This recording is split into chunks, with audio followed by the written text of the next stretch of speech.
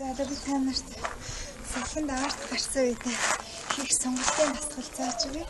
Ийм өндөр юм байл. Өндөр юм дээр хөлөө авчираад тэгээд урагшаа олно.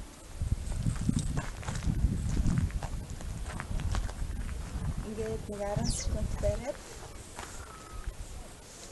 нөгөө хөлөө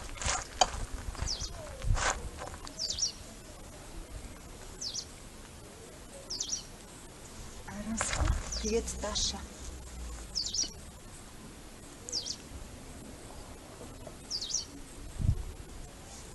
Сонголтын дасгал хийвэл хөгшрөлт удаа явагддаг. Тийм болохоор дасгал болгоны хаа дараа заавал сонголтын дасгал хийгээрэй.